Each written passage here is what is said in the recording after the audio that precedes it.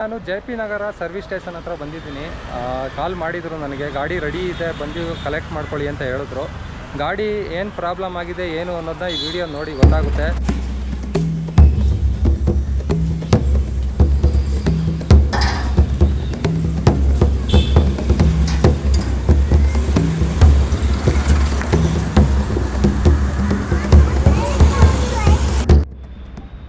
ನನ್ನ Ola second generation ಮತ್ತೆ service ಬಂತು ಗುರು. ಏನಾಯಿತು ಇಶ್ಯೂ ಏನು ಅನ್ನೋದನ್ನ ಈ ವಿಡಿಯೋನ ಸ್ಕಿಪ್ ಮಾಡಿದೆ ನೋಡಿ. ಈ ವಯರಿಂದ ನನ್ನ ಗಾಡೀಲಿ 2 ದಿವಸ ಸುಮ್ಮನೆ ನಾನು ಕೆಲಸ ಇಲ್ಲದಾಗಿರೋಗಾಯಿತು. ಈ ವಿಡಿಯೋನ ಕಂಪ್ಲೀಟಾಗಿ ನೀವು ನೋಡಿದ್ರೆ ನನ್ನ ಗಾಡಿಗೆ ಏನೇನು ಇಶ್ಯೂ ಆಗಿತ್ತು ಅನ್ನೋದನ್ನ ನೀವು ಕಂಪ್ಲೀಟಾಗಿ ನೋಡ್ಬೋದು. ವಿಡಿಯೋನ ಸ್ಕಿಪ್ ಮಾಡಿದೆ ನೋಡಿ. ಅದಕ್ಕೂ ಮುಂಚೆ ನಮ್ಮ ಚಾನಲ್ನ ಯಾರು ಸಬ್ಸ್ಕ್ರೈಬ್ ಮಾಡಿಲ್ಲ ಅಂದರೆ ಪ್ಲೀಸ್ ಸಬ್ಸ್ಕ್ರೈಬ್ ಮಾಡ್ಕೊಳ್ಳಿ, ಮತ್ತು ಇಷ್ಟ ಆದರೆ ಶೇರ್ ಮಾಡಿ. ಹಾಯ್ ಫ್ರೆಂಡ್ಸ್, ಎಲ್ಲರಿಗೂ ನಮಸ್ಕಾರ. ನಾನು ನಿಮ್ಮ ಪ್ರೀತಿಯ ರಘು. ಮತ್ತೊಂದು ವಿಡಿಯೋಗೆ ಸ್ವಾಗತ. ಇವತ್ತಿನ ವೀಡಿಯೋದಲ್ಲಿ ಏನಪ್ಪ ಅಂದರೆ, ಈಗಾಗಲೇ ನೀವು ತಮ್ಲೈನ್ ನೋಡಿರ್ತೀರ. ಹೌದು, ನಮ್ಮದು ಓಲಾ ಗಾಡಿ ಮತ್ತೆ ಸರ್ವಿಸ್ ಬಂದಿದೆ. ಅದನ್ನು ಸರ್ವಿಸ್ಗೆ ನೆನ್ನೆ ಕಳಿಸಿದ್ದೀನಿ. ಏನಪ್ಪ ಆಯಿತು ಅಂದರೆ, ಬೆಳಿಗ್ಗೆ ನಾನು ಗಾಡಿ ಯಾವತ್ತಿನಂತ ಚಾರ್ಜಿಂಗ್ ಹಾಕಿರ್ತೀನಿ. ಚಾರ್ಜಿಂಗ್ ತೆಗೆದು ನೋಡಿದ್ರೆ ಗಾಡಿ ಸ್ಕೂಟರ್ ರಿಸೀವು ಪ್ಲೀಸ್ ರೀಸ್ಟಾರ್ಟ್ ಅಂತ ಬಂತು. ಆವಾಗ ನಾನು ಮತ್ತೆ ಗಾಡಿನ ರೀಸ್ಟಾರ್ಟ್ ಮಾಡಿ ನೋಡಿದೆ. ಒಂದು 5-6 ಸಲ ಟ್ರೈ ಮಾಡಿದೆ, ರೀಸ್ಟಾರ್ಟ್ ಮಾಡಿದ್ರು ಗಾಡಿ ಸ್ಟಾರ್ಟ್ ಆಗಿಲ್ಲ. ಆವಾಗ ವೀಲ್ ಹತ್ರನೂ ಚೆಕ್ ಮಾಡಿದೆ, ಏನು ಬೆಲ್ಟ್ ಕೀಟ್ ಕಟ್ಟಾಗಿದೆಯಾ ಅಂತ. ಬೆಲ್ಟು ಏನು ಕಟ್ಟಾಗಿರಲಿಲ್ಲ. ಓಕೆ, ಇದು ಮೇಜರ್ ಇಶ್ಯೂ ಆಗಿದೆ ಅಂದ್ಬಿಟ್ಟು ನಾನು ಒಂದು ಕಂಪ್ನಿಗೆ, ಇಲ್ಲಿ ಓಲಾ ಎಲೆಕ್ಟ್ರಿಕ್ ಅಂತ ಆ್ಯಪ್ ಇದೆ, ಅದರಲ್ಲಿ ನಾನು ಕಂಪ್ಲೇಂಟ್ ಮಾಡಿದೆ. ಕಂಪ್ಲೇಂಟ್ ಮಾಡಿದಾಗ ಅವರು ಯಾವುದು ರಿಪ್ಲೈ ಬಂದಿಲ್ಲ, 48 ಅವರ್ಸಲ್ಲಿ ರಿಪ್ಲೈ ಬರುತ್ತೆ ಅಂತ ಹೇಳಿದ್ರು. ಆಮೇಲೆ ನಾನು ಕಸ್ಟಮರ್ ಕೇರ್ ನಂಬರ್ ಸಿಕ್ತು. ಕಸ್ಟಮರ್ ಕೇರ್ ನಂಬರ್ಗೆ ಕಾಲ್ ಮಾಡಿದೆ. ಎಮರ್ಜೆನ್ಸಿ ಬ್ರೇಕ್ ಡೌನ್ ಆಗಿದೆ ಗಾಡಿದು ಅಂದ್ಬಿಟ್ಟು ಒಂದು ಕಾಲ್ ನಂಬರ್ ಬಂತು. ಅದರಲ್ಲಿ ಸೆಲೆಕ್ಟ್ ಮಾಡಿಕೊಂಡು ನಾನು ಕಾಲ್ ಮಾಡಿದೆ. ಆವಾಗ ಅವ್ರು ಮಾತಾಡ್ಬಿಟ್ಟು ಇನ್ನೂ 24 ಅವರ್ಸ್ ಒಳಗೆ ನಿಮಗೆ ಕಾಲ್ ಬರುತ್ತೆ, ಕಂಪ್ಲೇಂಟ್ ರೈಸ್ ಮಾಡ್ತೀನಿ ಅಂತ ಹೇಳಿದ್ರು. ಮತ್ತು ಒಂದು 2 ಅವರ್ಸಲ್ಲೇ ಒಂದು ಕಾಲ್ ಬರುತ್ತೆ ಕಂಪ್ನಿಯಿಂದ, ಏನು ಇಶ್ಯೂ ಆಗಿದೆ ಅಂತ. ಅವಾಗ ಈ ಥರ ಸರ್ ಹಿಂಗಾಯಿತು, ಸ್ಕೂಟರ್ ಇಶ್ಯೂ ಅಂತ ಪ್ರಾಬ್ಲಮ್ ಬರ್ತಾಯಿದೆ, ಗಾಡಿ ಬ್ರೇಕ್ ಡೌನ್ ಆಗಿದೆ, ಎಲ್ಲಿದ್ದೀರಾ, ಲೊಕೇಶನ್ ಎಲ್ಲಿದೆ ಅಂತ ಕೇಳಿದ್ರು. ಏನಕ್ಕೆ ಅಂದರೆ, ನಂದು ಓಲಾ ಕೇರ್ ಪ್ಲೇಸ್ ಇದೆ, ಅದಕ್ಕೋಸ್ಕರ ಫ್ರೀಯಾಗಿ ನನ್ನ ಗಾಡಿನ ಪಿಕಪ್ ಮಾಡಿ ಅವರು ಸರ್ವಿಸ್ಗೆ ತೊಗೊಂಡೋಗ್ತಾರೆ. ಅದೇ ಥರ ನಂದು ಮನೇಲೇ ಡ್ರಾಪ್ ಇರೋದ್ರಿಂದ ಪಾರ್ಕಿಂಗ್ ಪ್ಲೇಸಲ್ಲಿ ನಿಲ್ಲಿಸಿದ್ದೀರಾ, ಎಲ್ಲಿ ನಿಲ್ಲಿಸಿದ್ದೀರಾ ಅಂತ ಕೇಳಿದ್ರು. ರೋಡಲ್ಲಿ ನಿಲ್ಲಿಸಿದ್ದೀರಾ ಅಂತ. ನಾನು ಪಾರ್ಕಿಂಗ್ ಪ್ಲೇಸಲ್ಲೇ ಇದೆ ಸರ್, ಬಂದು ಪಿಕಪ್ ಮಾಡ್ಕೋಬೋದು ಅಂತ ಹೇಳಿದೆ. ಓಕೆ, ನಿಮಗೆ ಹತ್ತಿರದ ಲೊಕೇಶನ್ ಯಾವುದಿದೆ ಅಲ್ಲಿಗೆ ನಾನು ಸ್ಲ್ಯಾಟ್ನ ಬುಕ್ ಮಾಡಿಕೊಡ್ತೀನಿ, ನಿಮಗೆ ಗಾಡಿನ ತೊಗೊಂಡೋಗ್ತಾರೆ ನಮ್ಮ ವೆಂಡರ್ ಯಾರಿದ್ದಾರೆ ಅವ್ರು ಬಂದು ತೊಗೊಂಡೋಗ್ತಾರೆ ಅಂದರು. ಯಾರಪ್ಪ ಅಂತ ಹೇಳೋದಾರೆ, ಅವರು ರೋಡ್ ಸೈಡ್ ಅಸಿಸ್ಟೆಂಟ್ ಅಂತ. ಅವ್ರು ಬಂದು ಇವ್ರು ಕಾಲ್ ಕಟ್ ಮಾಡಿ ಒಂದು 15 ಮಿನಿಟ್ಸ್ಗೆ ಅವ್ರ ಕಡೆಯಿಂದ ಕಾಲ್ ಬರುತ್ತೆ. ಅವ್ರು ಬಂದು ಸರ್ ನಿಮ್ಮ ಗಾಡಿ ಯಾವ ಲೊಕೇಶನಲ್ಲಿದೆ ಅಂತ ಅವರೊಂದು ಸಲ ಕನ್ಫರ್ಮ್ ಮಾಡಿಕೊಂಡ್ರು. ಓಕೆ, ನಾನು ಲೊಕೇಶನ್ನ ಇದರಲ್ಲೇ ನಾನು ಹಾಕಿದ್ದೆ, ಲೊಕೇಶನ್ ಓಲಾ ಎಲೆಕ್ಟ್ರಿಕ್ ಆ್ಯಪಲ್ಲೇ ಲೊಕೇಶನ್ ಹಾಕಿದ್ದೆ. ಲೊಕೇಶನ್ನ ನಾವೇ ಟ್ರ್ಯಾಕ್ ಮಾಡ್ಕೊಂಡು ಬರ್ತೀವಿ ಅಂತ ಹೇಳಿದ್ರು. ಅದೇ ಥರನೇ ಡ್ರೈವರ್ ಯಾರು ಪಿಕಪ್ ಮಾಡೋರು ಇರ್ತಾರೆ ಅವ್ರು ಬಂದು ಪಿಕಪ್ ಕೂಡ ಮಾಡ್ಕೊಂಡ್ರು. ಅದು ವೀಡಿಯೋ ಕೂಡ ಹಾಕ್ತೀನಿ ನೋಡಿ, ಯಾರು ಪಿಕಪ್ ಮಾಡಿದ್ರು, ಯಾವ ಥರ ಗಾಡಿ ಪಿಕಪ್ ಮಾಡ್ಕೊಂಡು ಹೋದ್ರು ಅಂತ. ಇಲ್ಲಿ ಸೈಡಲ್ಲಿ ಬರ್ತಾ ಇರುತ್ತೆ. ಅದೇ ಥರ ಪಿಕಪ್ ಮಾಡ್ಕೊಂಡು ಹೋದ್ರು. ನನಗೆ ಡ್ರಾಪ್ ಯಾವುದು ಈ ಸರ್ವಿಸ್ ಸ್ಟೇಷನ್ ಹಾಕಿದ್ದಾರೆ ಅಂದರೆ, ನಮ್ಮ ಏರಿಯಾಕ್ಕೆ ನಿಯರ್ ಆಗಿರೋದು ಅಂದರೆ ಒಂದು RR ನಗರ, ಇಲ್ಲಾಂದರೆ ಒಂದು JP ನಗರ, 2ರಲ್ಲಿ ಒಂದು ಸೆಲೆಕ್ಟ್ ಮಾಡ್ಕೊಳ್ಳಿ ಸರ್. ಯಾವುದ್ರಲ್ಲಿ ನೀವು ಸರ್ವಿಸ್ ಮಾಡಿಸ್ಕೊಳ್ತೀರಾ ಅದನ್ನು ನಾವು ಏರಿಯಾ ಹಾಕ್ಕೊಡ್ತೀವಿ ಅಂತ ಹೇಳಿದ್ರು. ನಾನು JP ನಗರ್ಗೆ ಹಾಕ್ಕೊಡಿ ಅಂತ ಹೇಳಿದೆ. ಕೊತ್ನೂರು ದಿನ್ನೆ 7th ಫೇಸ್ ಇದೆಯಲ್ಲ, JPಗೆ ಸರ್ವಿಸ್ ಸ್ಟೇಷನ್ಗೆ ಹಾಕಿದ್ದಾರೆ. ಅಲ್ಲಿಗೆ ನಮ್ಮ ಗಾಡಿ ನೆನ್ನೆ ಹೋಗಿ ತಲುಪಿದೆ. ನೆನ್ನೆ ನಾನು ಬೆಳಿಗ್ಗೆ ಪ್ರಾಬ್ಲಮ್ ಬಂದಿದ್ದು ಗಾಡಿ, ನೆನ್ನೆ ಸಾಯಂಕಾಲ ಒಂದು 6 ಗಂಟೆ ಹಂಗೆ ಅಲ್ಲಿ ಹೋಗಿ ಗಾಡಿ ತಲುಪಿದೆ. 3 ಗಂಟೆ ಹಂಗೆ, 3:30-4 ಗಂಟೆ ಹಂಗೆ ಇವ್ರು ಕಾಲ್ ಮಾಡಿದ್ದು, ಬಂದು ಪಿಕಪ್ ಮಾಡ್ಕೊಂಡಿದ್ದು 5 ಗಂಟೆ ಹಂಗೆ. ಹೋಗಿ ಪಿಕಪ್ ಮಾಡಿ ಡ್ರಾಪ್ ಲೊಕೇಶನ್ಗೆ ಇವಾಗ ಕೊಟ್ಟಿದ್ದಾರೆ, ಅಲ್ಲಿಗೆ ಯಾವುದು ಸರ್ವಿಸ್ ಸ್ಟೇಷನ್ಗೆ. ಇವತ್ತು ಬಂದು ನಾನು ಹೋಗಿ ಗಾಡಿ ಚೆಕ್ ಮಾಡಬೇಕು, ಸರ್ವಿಸ್ ಮಾಡ್ತಾಯಿದ್ದಾರಾ ಇಲ್ವಾ ಅಂತ. ಯಾಕಂದರೆ ಪರ್ ಸರ್ವಿಸ್ ಅಂತ ಏನು ಇಲ್ಲಿ ಹಾಕಿದ್ದಾರೆ ನೋಡಿ, ನನ್ನ ಗಾಡಿದು ಇಲ್ಲಿ ಕಾಣಿಸ್ತಾ ಇರ್ಬೋದು ನಿಮಗೆ ನೋಡಿ, ಅಂಡರ್ ಸರ್ವಿಸ್ ಅಂತ ಬಂದಿದೆ. ಇದು ಜಾಬ್ ಕಾರ್ಡ್ ಕ್ರಿಯೇಟ್ ಆದ್ರೇ ಈ ಥರ ಬರೋದು ನೋಡಿ. ಇಲ್ಲಿ ಓಲಾ ಹೈಪರ್ ಸರ್ವಿಸ್ 1 ಡೇಯಲ್ಲಿ ಸರ್ವಿಸ್ ಆಗುತ್ತೆ ಅಂತ ಹಾಕಿದ್ದಾರೆ ನೋಡಿ. 1 ದಿನದಲ್ಲಿ ಸರ್ವಿಸ್ ಮಾಡಿಕೊಡ್ತೀವಿ ಅಂತ ಹೇಳಿದ್ದಾರೆ. ಮತ್ತು ಇನ್ನೊಂದು ನಿಮಗೆ ಹೇಳಬೇಕು ಅಂತ ಅಂದ್ಕೊಂಡಿದ್ದು, ನಾನು ಓಲಾ ಕೇರ್ ಪ್ಲೇಸ್ ತೊಗೊಂಡಿದ್ದು, ಅದು ಪ್ಲಸ್ ಪಾಯಿಂಟ್ ಆಗಿದ್ದಿಲ್ಲಿ. ಇಲ್ಲಾಂದರೆ ನಾರ್ಮಲಾಗಿ ನೀವು ಕೂಡ ಕೇರ್ ಪ್ಲೇಸ್ ಇಲ್ಲಾಂದ್ರೂ ಬುಕ್ ಮಾಡ್ಬೋದು. ಆದರೆ ಇದನ್ನೆಲ್ಲ ಪಿಕಪ್ ಮಾಡಿ ಮತ್ತು ಸರ್ವಿಸ್ ಮಾಡಿ ಕೊಡೋದಕ್ಕೆಲ್ಲ ತುಂಬ ಚಾರ್ಜಸ್ಗಳೆಲ್ಲ ಮಾಡ್ತಾರೆ. ಆದರೆ ಓಲಾ ಕೇರ್ ಪ್ಲೇಸಲ್ಲಿ ಏನಂತ ಆಫರ್ ಅಂತ ಹೇಳೋದಾದರೆ, ಲಾಸ್ಟ್ ವೀಡಿಯೋದಲ್ಲೂ ಕೂಡ ಹೇಳಿದ್ದೀನಿ, ನಿಮ್ಮ ಗಾಡಿ ಯಾವುದೇ ಜಾಗದಲ್ಲೂ ಕೆಟ್ಟೋದ್ರೂ, ಬ್ರೇಕ್ ಡೌನ್ ಆದ್ರೂ, ಮತ್ತು ಕೆಲವೊಂದು ಆಕ್ಸಿಡೆಂಟ್ಗಳಾದ್ರೂ ಗಾಡಿನ ಅಲ್ಲೇ ಬಂದು ಪಿಕಪ್ ಮಾಡ್ಕೊಂಡು ಹೋಗ್ತಾರೆ ವಿತ್ ಫ್ರೀಯಾಗಿ. ಅಂದರೆ 1 ಇಯರಲ್ಲಿ ನಾನೇನಾದ್ರು ಇದು ತೊಗೊಂಡಿದ್ರೆ ಕೇರ್ ಪ್ಲೇಸು, ಅಂದರೆ ನಾನು 4,130 ರೂಪಾಯಿ ಕೊಟ್ಟು ನಾನು ಕೇರ್ ಪ್ಲೇಸ್ ತೊಗೊಂಡಿದ್ದೆ ಲಾಸ್ಟ್ ಇಯರು 10ನೇ ತಿಂಗಳಲ್ಲಿ. ಅದು ನನಗೆ ಯೂಸ್ ಆಗ್ತಾಯಿದೆ, ಎವ್ರಿ ಸರ್ವಿಸ್ಗೆ ನನಗೆ ಯೂಸ್ ಆಗ್ತಾಯಿದೆ. ಇವಾಗ JP ನಗರ್ಗೆ ಹೋಗಿ ನೋಡ್ತಾ ಇದ್ದೀನಿ, ಅಲ್ಲಿ 7th ಫೇಸಲ್ಲಿ ಸರ್ವಿಸ್ ಸ್ಟೇಷನಲ್ಲಿ ಯಾವ ಥರ ಗಾಡಿ ಸರ್ವಿಸ್ ಮಾಡ್ತಾಯಿದ್ದಾರಾ ಇಲ್ವಾ ಅಂತ ಹೋಗಿ ನೋಡಿದ ಮೇಲೆ ಗೊತ್ತಾಗುತ್ತೆ. ಅದಕ್ಕೆ ಮುಂಚೆ ನಾನು ಒಂದು ಬ್ರ್ಯಾಂಡ್ ಬಗ್ಗೆ ನಿಮಗೆ ಹೇಳಬೇಕಾಗಿತ್ತು. ಬ್ರ್ಯಾಂಡ್ ಯುವರ್ ಟೀ ಶರ್ಟ್ ಅಂತ. ಆ ಬ್ರ್ಯಾಂಡ್ ಯುವರ್ ಟೀ ಶರ್ಟಲ್ಲಿ ನಾನು ಸೈಡಲ್ಲಿ ಕೂಡ ಹಾಕ್ತಾ ಇರ್ತೀನಿ ನೋಡಿ. ಅದರಲ್ಲಿ ನೀವು ಕಸ್ಟಮೈಸ್ ಟೀ ಶರ್ಟ್ಸ್ಗಳನ್ನ ಮಾಡಿಸ್ಕೋಬೋದು. ನಿಮ್ಮ ಬ್ರ್ಯಾಂಡಲ್ಲೇ ನೀವು ಒಂದು ಟೀ ಶರ್ಟ್ಸ್ಗಳನ್ನ ಮಾಡಿಸ್ಕೋಬೋದು. ಮತ್ತು ನೀವು ಒಂದು ಬಿಸ್ನೆಸ್ನ ಶುರು ಮಾಡ್ತಾ ಇದ್ದೀರಾ ಅಂದರೆ, ನಿಮ್ಮ ಎಂಪ್ಲಾಯೀಸ್ಗಳಿದ್ದಾರೆ ಅಂದರೆ ಅವ್ರಿಗೆಲ್ಲ ಕಸ್ಟಮೈಸ್ ಟೀ ಶರ್ಟ್ಸ್ಗಳನ್ನ ನಿಮ್ಮ ಕಂಪ್ನಿ ಹೆಸರಲ್ಲಿ ಮಾಡಿಸ್ಕೊಡ್ಬೋದು. ಅಂದರೆ ವಿತ್ ಲೋಗೋ, ಎಂಬ್ರಾಯ್ಡ್ರಿ, ಪ್ರಿಂಟಿಂಗ್ ಮತ್ತು ಸಬ್ಲಿಮೇಷನ್ಗಳನ್ನು ಮಾಡಿಕೊಡ್ತಾರೆ. ಈ ಕಂಪ್ನಿದು ಡೀಟೇಲ್ಸ್ನ ನಾನು ಫುಲ್ಲು ಡಿಸ್ಕ್ರಿಪ್ಷನಲ್ಲೂ ಹಾಕಿರ್ತೀನಿ ಲಿಂಕ್ನು, ಮತ್ತು ಅವ್ರದ್ದು ವೆಬ್ಸೈಟ್ ಕೂಡ ಹಾಕಿರ್ತೀನಿ. ಸ್ಕ್ರೀನ್ ಮೇಲೆ ಕೂಡ ನಂಬರ್ ಹಾಕಿರ್ತೀನಿ. ನೀವು ಕಾಂಟ್ಯಾಕ್ಟ್ ಮಾಡಿ ನೀವು ಟೀ ಶರ್ಟ್ಸ್ಗಳನ್ನ ನಿಮ್ಮ ಹೆಸರಲ್ಲಿ ಕೂಡ ಮಾಡಿಸ್ಕೋಬೋದು. ಈ ಗಾಡಿ ಬಂದು ನಂದು ಆಕ್ಟಿವಾ 3G 2016 ಮಾಡಲು. ಈ ಗಾಡಿ ನಾನು ಫಸ್ಟ್ ಪರ್ಚೇಸ್ ಮಾಡಿದ ಗಾಡಿ. ಲಾಸ್ಟ್ ಟೈಮ್ ವೀಡಿಯೋದಲ್ಲಿ ನಿಮಗೆ ತೋರಿಸಿದ್ದೆ ಅಂತ ಅಂದ್ಕೊಳ್ತೀನಿ. ಯಾರೇ ಎಲೆಕ್ಟ್ರಿಕ್ ಗಾಡಿ ತೊಗೋಬೇಕು ಅಂತ ಅಂದ್ಕೊಂಡಿದ್ರು, ನೀವು ಪೆಟ್ರೋಲ್ ಗಾಡಿ ಆಲ್ರೆಡಿ ಇದ್ದರೆ ಯಾರೂ ಸೇಲ್ ಮಾಡೋಕ್ಕೆ ಹೋಗಬೇಡಿ. ಗಾಡಿ ಯಾವುದೇ ಕಂಪ್ನಿ ಎಲೆಕ್ಟ್ರಿಕ್ ಗಾಡಿ ತೊಗೊಂಡ್ರು ಅಷ್ಟೇ, ಅದು ಯಾವಾಗ ಹೇಗೆ ಕೈ ಕೊಡುತ್ತೆ ಅಂತ ಹೇಳೋಕ್ಕಾಗಲ್ಲ. ಈ ಗಾಡಿಗೆ ಎಲ್ಲ ಕಡೆ ಸರ್ವಿಸ್ ಸಿಗುತ್ತೆ, ಈಸಿಯಾಗಿ ಸರ್ವಿಸ್ಗಳು ಮಾಡಿಸ್ಕೋಬೋದು ಪೆಟ್ರೋಲ್ ಗಾಡಿಗಳು. ಆದರೆ ಎಲೆಕ್ಟ್ರಿಕ್ ಗಾಡಿ ಇವಾಗ ಸ್ಟಾರ್ಟಪ್ ಆಗ್ತಾ ಇರೋದ್ರಿಂದ ಆ ಕಂಪ್ನಿಗಳು ಮಾತ್ರವಾಗಿ ನಾವು ಸರ್ವಿಸ್ ಮಾಡಿಸ್ಕೋಬೇಕಾಗುತ್ತೆ. ಕೆಲವೊಂದು ಕಡೆ ಸರ್ವಿಸ್ಗಳನ್ನ ಮಾಡಲ್ಲ ಅದನ್ನು ಅದಕ್ಕೋಸ್ಕರ ಹೇಳ್ತಾ ಇರೋದು, ಯಾರ್ಯಾರು ಇವಾಗ ಗಾಡಿ ಆಲ್ರೆಡಿ ಇದೆ ಅವರೆಲ್ಲ ಗಾಡಿಗಳನ್ನ ಹಾಗೆ ಇಟ್ಕೊಳ್ಳಿ, ಪೆಟ್ರೋಲ್ ಗಾಡಿಗಳನ್ನ. ಓಕೆನಾ, ಬನ್ನಿ ಇವಾಗ ಹೋಗೋಣ ಇದೇ ಗಾಡೀಲಿ ನಾವು JP ನಗರ್ಗೆ. 15 minutes later. ಹಾಗೆ ಬ್ರ್ಯಾಟ್ ಬೈಟ್ ಆಗಿದೆಯಾ? ಹಾಂ, ಓಕೆ. ಮೋಟರ್ ಹತ್ರ ಏನೋ ಖರ್ಚಿಲ್ಲ. ಮೋಟರ್ ಹತ್ರ ಖರ್ಚಿದ್ರೆ ನಿಮ್ಗೆ 18,000 ಹತ್ರ ಚೇಂಜ್ ಬರೋದು. ಹಾಂ, ಓಕೆ. ಕ್ಲೈಮ್ ಆಗಲ್ಲ. ಸರಿ, ಇದು ಮೈನ್ ಆರ್ನೆಸ್ ಅಲ್ಲಿ ಕಡ್ದಿರೋದ್ರಿಂದ ನಿಮ್ಗೆ ಇನ್ಸೂರೆನ್ಸ್ ಕ್ಲೈಮ್ ಆಗುತ್ತೆ. ಬಟ್ ಅದು ಇನ್ಸೂರೆನ್ಸ್ ಕಾರ್ಡ್ ಪೇಮೆಂಟ್ ಮಾಡ್ತೀನಿ ಅಂದ್ರಲ್ಲ. ಹಾಂ, ಓಕೆ. ಅದನ್ನ ಪೇಮೆಂಟ್ ರೀಫಂಡ್ ಮಾಡಿ ಸರ್, ನಾಳೆ ಸಿಗುತ್ತೆ ನಿಮ್ಗೆ ಗಾಡಿ. ಏನು ವಯರ್ ಹೋಗಿದೆ?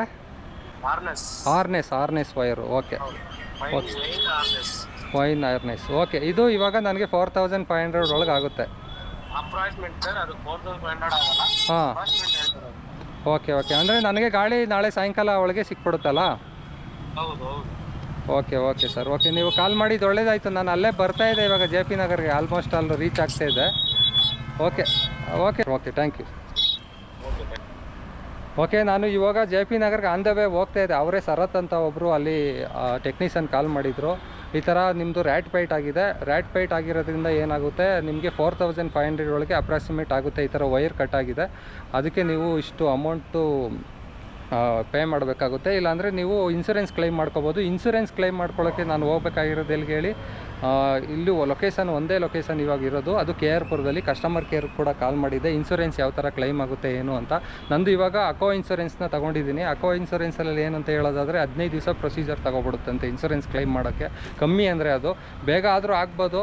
ಮತ್ತು ನಾನು ಅಲ್ಲಿಗೆ ಡಾಕ್ಯುಮೆಂಟ್ಸ್ ಎಲ್ಲ ತೊಗೊಂಡೋಗಿ, ಅಂದರೆ ಇಲ್ಲಿಂದ ನಮ್ಮ ಮನೆಯಿಂದ ಇಲ್ಲ ಅಂದರೂ ಒಂದು 35 ಕಿಲೋಮೀಟ್ರ್ ಹತ್ರ ಆಗೋಗುತ್ತೆ. ಅಲ್ಲಿಗೆ ಹೋಗಿ ನಾನು ಡಾಕ್ಯುಮೆಂಟ್ಸ್ ಎಲ್ಲ ಸಬ್ಮಿಟ್ ಮಾಡಿ, ಇನ್ಸೂರೆನ್ಸ್ ಕಂಪ್ನಿಯವರು ಅವ್ರು ಕಾಂಟ್ಯಾಕ್ಟ್ ಮಾಡಿ ಅವ್ರು ಏನಾಗಿದೆ ಅಂತ ನೋಡಿ ಅದಕ್ಕೆ ಕ್ಲೈಮ್ ಮಾಡಿ, ಅದು ಎಷ್ಟು % ಕ್ಲೈಮ್ ಮಾಡ್ತಾರೆ ಅಂತ ಗೊತ್ತಿಲ್ಲ. ಒಂದು 80 to 90% ಕ್ಲೈಮ್ ಮಾಡ್ಬೋದು. ಅಂದರೆ ಇವಾಗ ಒಂದು 4500 ಆಗಿದೆ ಅಂದರೆ ಒಂದು 500 ರೂಪಾಯಿ ಅಷ್ಟು ನಾವು ಪೇ ಮಾಡಬೇಕಾಗಿರುತ್ತೆ ಇನ್ಸೂರೆನ್ಸಲ್ಲಿ. ಆದರೆ 15 ದಿವಸ ಏನು ಟೈಮ್ ಇದೆ ಅದು ಟೈಮ್ ಮುಖ್ಯ. ಯಾಕಂದರೆ ನಂದು ಈ ಆಕ್ಟಿವಾ ಗಾಡೀಲಿ ಡೈಲಿ 200 ರಿಂದ 250 ರೂಪಾಯಿನ ನಾನು ಪೆಟ್ರೋಲ್ ಹಾಕ್ಕೊಂಡು ಓಡಿಸ್ತಾ ಇದ್ದೀನಿ. ನಿನ್ನೆಯಿಂದನೂ ನಾನು ಪೆಟ್ರೋಲ್ ಹಾಕಿ ಓಡಿಸ್ತಾ ಇದ್ದೀನಿ. ಅದನ್ನು ನಾನು ಲೆಕ್ಕ ಹಾಕ್ತೆ. ಇದನ್ನು ನಾನೇನಾದರೂ ಅವ್ರಿಗೆ ಕೊಟ್ಟರೆ ಟೈಮ್ ಹೇಳೋಕ್ಕಾಗಲ್ಲ. ಇನ್ಸೂರೆನ್ಸ್ ಕಂಪ್ನಿದು ಎಷ್ಟೋ ದಿನ ಆಗುತ್ತೆ ಕ್ಲೈಮ್ ಆಗೋದು, ಮತ್ತು ನನ್ನ ಗಾಡಿ ಕೈಗೆ ಸಿಗೋದು ಎಷ್ಟು ದಿನ ಆಗುತ್ತೆ ಅಂತ ಹೇಳೋಕ್ಕಾಗಲ್ಲ ಅಂದ್ಬಿಟ್ಟು ನಾನು ಡೈರೆಕ್ಟ್ ಪೇಮೆಂಟ್ ಮಾಡಿಬಿಟ್ಟೇ ಇವಾಗ ಗಾಡಿ ತಗೊಳ್ತಾ ಇದ್ದೀನಿ. ಇವಾಗ ನಾನು JP ನಗರ್ಗೆ ಹೋಗಿ ನಿನ್ನ ಗಾಡಿನ ತೋರಿಸ್ತಾ ಇದ್ದೆ ಆ್ಯಕ್ಚುಲಿ. ಆದರೆ ಅವರು ಇವತ್ತು ಸರ್ ನೀವು ಏನು ಬರೋಕ್ಕೆ ಹೋಗಬೇಡಿ, ಈ ಥರ ಆಗಿದೆ ರ್ಯಾಟ್ ಬೈಟು, ನೀವು ಅಲ್ಲಿ ಹೊಸ ವೈರಿಂಗ್ಗೆ ಕೂಡ ಮಾಡಿಕೊಡ್ತೀನಿ, 4500 ರುಪೀಸ್ ನಾನು ಲಿಂಕ್ ಕಳಿಸ್ತೀನಿ, ಅದನ್ನು ಪೇಮೆಂಟ್ ಮಾಡಿ ನಾಳೆ ಸರ್ವಿಸ್ ಆದಮೇಲೆ ನಾಳೆ ನಿಮ್ಮ ಮನೆಗೆ ಗಾಡಿ ಬಂದು ತಲುಪುತ್ತೆ ಅಂತ ಹೇಳಿದ್ದಾರೆ. ನಮ್ಮ ಫ್ರೆಂಡ್ ಕೂಡ ಅಲ್ಲಿ ಸಂತೋಷ್ ಅಂತ ವರ್ಕ್ ಮಾಡ್ತಾ ಇದ್ದಾರೆ, ಅವ್ರಿಗೆ ಕಾಲ್ ಮಾಡ್ತಾ ಇದ್ದೀನಿ. ಅವರು ಏನು ಹೇಳ್ತಾರೆ, ರ್ಯಾಟ್ ಬೈಟ್ಗೆ ಯಾವ ಥರ ಚಾರ್ಜಸ್ ಆಗುತ್ತೆ ಅಂತ ಅವ್ರ ಕಡೆಯಿಂದ ಒಂದು ಕನ್ಫರ್ಮ್ ಮಾಡ್ಕೊಬೋಣ ಅಂತ ಕಾಲ್ ಮಾಡ್ತಾ ಇದ್ದೀನಿ. ಮತ್ತು ಇನ್ಸೂರೆನ್ಸು ಕ್ಲೈಮ್ ಮಾಡಿದ್ರೆ ಎಷ್ಟು ದಿನ ಆಗುತ್ತೆ ಅಂತಲೂ ಕೂಡ ಅವರೇ ಹೇಳ್ತಾರೆ. ಇವಾಗ ಅವ್ರ ಕಾಲ್ ಹೋಗ್ತಾ ಇದೆ ನೋಡಿ, ಅವ್ರು ರಿಸೀವ್ ಮಾಡ್ತಾರೆ. Hello Santosh bro. ಹಾಂ ಹೇಳಿ ಬ್ರೋ. ಇದು ಇವಾಗ ನನ್ನ ಗಾಡಿ ರ್ಯಾಟ್ ಬೈಟ್ ಆಗಿದೆ ಅಂತ ಹೇಳ್ತಾ ಇದ್ದಾರೆ. ಹಾಂ, ಅದಕ್ಕೆ ನಾನು ಅವರು ಇನ್ಸೂರೆನ್ಸ್ ಕ್ಲೈಮ್ ಮಾಡ್ಕೋಬಹುದು ಅಂತ ಹೇಳ್ತಾ ಇದ್ದಾರೆ. 15 to 20 ಡೇಸ್ ಆಗುತ್ತೆ ಇನ್ಸೂರೆನ್ಸ್ ಅಂತಂದ್ರೆ ಇನ್ಸೂರೆನ್ಸ್ ಹೋಗಬೇಡಿ. ಹಾಂ, ಓಕೆ. ಆಗುತ್ತೆ ಅಂತ ಅಂದ್ರೆ ಪರವಾಗಿಲ್ಲ, ಇನ್ಸೂರೆನ್ಸ್ಗೆ ಹೋಗಿ. ಅದ್ರ ಟೈಮ್ ಆಗುತ್ತೆ. ಕಸ್ಟಮರ್ ಕೇರ್ಗೂ ಮಾಡಿದ್ದೆ, ಅವರು ಹಂಗೆ ಅಂದರು ಟೈಮ್ ಆಗುತ್ತೆ, ಆದರೆ KR ಪುರದಲ್ಲಿ ಕೊಡಬೇಕು ಅಂತ ಹೇಳ್ತಿದ್ರು. KR ಪುರಮಲ್ಲೇ ಮಾಡ್ತಾರೆ ಇನ್ಶೂರೆನ್ಸ್, ಅಲ್ಲೂ ಮಾಡ್ತಾರೆ. Service centre depend upon service centre ಬಗ್ಗೆ. ಓಕೆ. ಇವಾಗ ಬಾಟಮ್ ಹಾರ್ನೆಸ್ ಯಾವ್ದು ಹೋಗಿದೆ, ಫಸ್ಟ್ ವೈರ್ ಯಾವ್ದು ಕಟ್ ಆಗಿದೆ ಅಂತ ಹೇಳ್ತಾ ಇದ್ದಾರೆ. ವೈರ್ ಯಾವುದೋ ಬಾಟಮ್ ಹಾರ್ನೆಸ್ ಯಾವುದೋ ಕಟ್ ಆಗಿದೆ ಅಂತ ಹೇಳ್ತಾರೆ, ಅದೇ ಹೇಳಿದ್ರಲ್ಲ ಇವಾಗ. ಮೋಟರ್ದೇನು ಹಾರ್ನೆಸ್ ಹಾಂ ಮೋಟರ್ ಹತ್ರ ಕಟ್ ಆಗಿದ್ರೆ 18,000 ಚೇಂಜ್ ಹೋಗ್ತಿತ್ತು ಅಂತ ಹೇಳಿದ್ರು. ಕಡೆ ಹಾಂ ಇದು ಎಲ್ ವಿ ಕೇಬಲ್ ಅಂತ ಬರುತ್ತೆ. ಓಕೆ ಎಲ್ ವಿ ಕೇಬಲ್ ಒಳಗಡೆ ಒಂದು ವಯರ್ ಬಂದಿರುತ್ತೆ.